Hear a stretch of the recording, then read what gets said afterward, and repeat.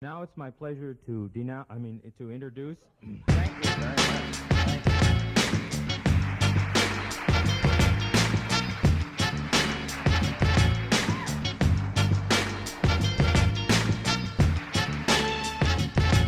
you. With framing and composition, we were pretty deliberate because we wanted to evoke that kind of high energy, frantic style.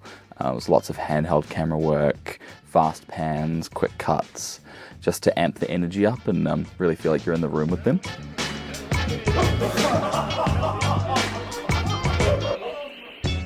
I wanted to create an environment with the rehearsal time and even just like catching up and doing table reads and things that these guys could have an opportunity to become friends. It's the authenticity thing, and then it's just like the comfortability they need around each other to crack funnies and just improv on set and like maybe take risks in their performances or just throw out like jokes and have a good time. Because that's what comes up on screen. Like if the cast aren't laughing and like, well, even the crew as well, and if you're not seeing people laugh on set, like there's no fucking way anyone's gonna be laughing while they watch the movie.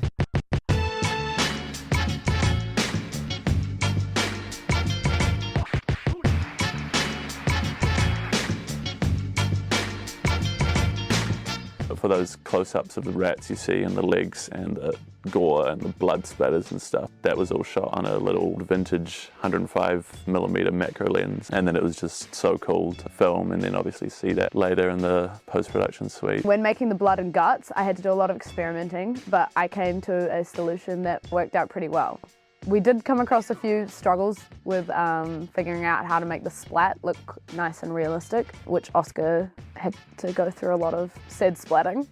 And we figured out that using a paintbrush and going like that worked the best. What we wanted the flat to look like was very dingy, kind of your average male flat in Wellington, and kind of associating like a bit of personality to each of the boys and the set design. I did all the boards in Blender, I did them in 3D, so I made a little 3D Sims world in Blender and so a complete mock-up of the house, and I'd move around Sims version of Jimmy, Tom and Jackson, and you can move the camera, you can adjust lenses, and it's a really powerful tool, and you do feel like a little megalomaniac pulling the strings of everyone, but it is very cool, and it is an awesome tool for people who can't draw like myself. One of the main parts of pre-production was the rehearsals. I used my phone as a camera, just testing out what worked and what didn't, and considering what we're going to do on the day with big whip pans and lighting setups. We had simulated rain, so we had Will standing there with a hose, just sprinkling it over the top. I think it looks pretty convincing, but to really sell the effect, we had to get a really, really strong backlight on that rain, just to make it pop and to make it actually visible on camera. It's our last day. Oscar's getting really tense now. Basically the same place we He yelled at Tom before. It's really bad. What do you say? He said, "You're a bastard." Take your clothes off. Just so it's easy. He's been yelling at everyone.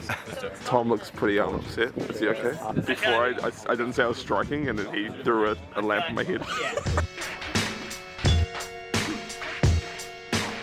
It was really lucky that we were able to have that location. I think that really made it more accessible for us to do rehearsals and set dressing, and we could access it at any time. It made it super easy for the cast as it was local and the crew, and I think it was a really good spot for us to be in. The range of experience you get in each of those pre-production and the way you handle yourself is, I like how it's different. It's like, it's fun on set and it's manic and it's awesome interacting with all those people, and then you move into the post-production and you bring down, it's just you in another kind of room. This year I really have tried to push myself in the post-production side, like not only the workflow thing, I really wanted to give a proper go at like a surround sound mix, like a specifically like 5.1 mix. I think my favourite part was becoming a part-time counsellor. Being in the edit suite late nights with Oscar, both of us would sit down and slowly go crazy, and we would just have to rein each other back in. Sometimes just go outside, have a breather, have a hoon. Like looking back on it, it was fun, but in the moments, I went crazy.